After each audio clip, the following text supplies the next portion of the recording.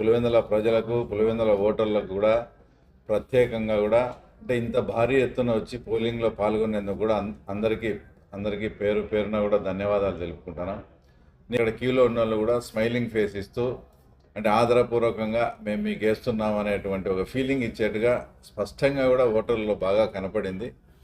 తప్పకుండా first time vote వచ్చిన అందరూ కూడా యువత అంతా కూడా, తర్వాత ఎంప్లాయీస్, తర్వాత నిరుద్యోగులు 100కు 100% కూడా పూర్తి స్థాయిలో తెలుగుదేశం పార్టీకి ఆ తర్వాత వేయడం జరిగింది.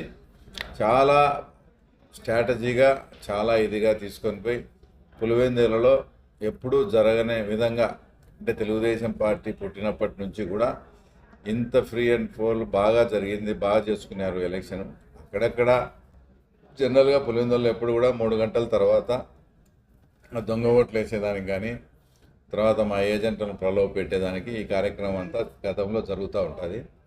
ఆ జరిగే టైంలో అందరూ కూడా బూతుల దగ్గర వచ్చేసి గ్యాదరింగ్ అవ్వడం, అంటే గుంపులుగా ఉండడము, బయట నుంచి ఇట్లా పెట్టడం జరిగింది. పోలీస్ వ్యవస్థ కొంచెం బాగా కంట్రోల్ కానీ చేసిందంటే అలాంటి గుంపులు కావడము, చిన్న డిస్టర్బెన్స్ కూడా లేకుండా ఉండేది. పోలీసులు తర్వాత ఇప్పటికీ తర్వాత జగన్మోహన్ రెడ్డి వచ్చేసి ముఖ్యమంత్రిగా ఉంటాడేమో అనే ఫీలింగ్తో పనిచేయడం అసలు, ఎందుకంటే పోలీస్ వ్యవస్థ కన్నా బాగా పనిచేసింటే ఇంకా మేము బాగా సక్సెస్ అయ్యేవాళ్ళం. ఏమంటే మా కార్యకర్తలు, మా ఏజెంట్లు చాలా నిజాయితీగా పనిచేసి తర్వాత ఈరోజు ప్రజాస్వామ్యాన్ని కాపాడడం జరిగింది.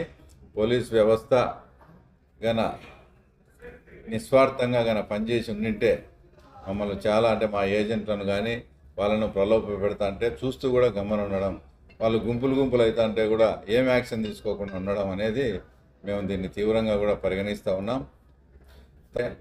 ఒక 20 నుంచి 25 బూతుల నుంచి మా ఏజెంట్లు నాకు ఫోన్ చేయడం జరిగింది. ఆ పేర్లు వద్దు అన్న, వచ్చేసి లాస్ట్ మూమెంట్లో మా బూత్లో ఒక 100 ఓట్లు మిగిలినాయి, ఆ 100 ఓట్లు మనకే ఇస్తారంట, ఆ తర్వాత ఎంపీకి అవినాష్కి వేయాలంట అని. ఏంది ఇది అని, అంతే అసలు జగన్మోహన్ రెడ్డి ఎలక్షనా ఇది, అవినాష్ రెడ్డి ఎలక్షనా అంటే ఎవరు దీనికి ఫౌండర్ ఎవరు ఏంటంటే ఇది జగన్మోహన్ రెడ్డికి తెలిసి జరుగుతుందా, జగన్మోహన్ రెడ్డికి తెలియకుండా జరుగుతుందా అంటే, లేక షర్మిలం ఏమైనా గెలుస్తుందని ఏమన్నా భయపడతారా? అసలు నాకైతే ఇది అర్థమే కాలే. ఆయన నన్ను ప్రలోభ పెట్టి నాకేదో బెనిఫిట్ చేయాలనుకుంటే నేను అట్లా ప్రలోభాలకు లొంగేవాని కాదు. మేమేదైనా ఉంటే తెలుగుదేశం పార్టీ మనుషులం, తెలుగుదేశం పార్టీ కోసం ఎంత నాకు మేలు జరుగుతుందని తెలిసినా కూడా మేము అది రిజెక్ట్ చేసినాం. అసలు ఎంత అంటే మా అన్ని బూతుల్లో కలిసి ఒక 500 మిగిలినాయి, ఒక 5 సెంటర్లు ఉన్నాయి. 500లో 500 బీటెక్ రవికి వేస్తాం, 500 అవినాష్కి వేసుకుంటామని వాళ్ళు ప్రపోజల్ పెడుతున్నారంటే పులివెందుల్లో ఎంత దీనస్థితికి దిగజారినారో ఒకసారి నాకైతే పెద్ద ఆశ్చర్యం వేసింది. అంటే వాళ్ళు ఏమన్నా ఆలోచన విధానం తప్ప లేక మేము స్ట్రాంగ్ అయినామా ఏంటనేది కూడా అర్థం కాలే. మమ్మల్ని భంగపోతారు, ఉండే ఓట్లు మేము బీటెక్ రవికి వేస్తాం, మాకు అవినాష్కి వేస్తామని. అంటే షర్మిల అంతటి థ్రెటన్కు గురి చేసింది అనేది కూడా నాకు అర్థం కాలే.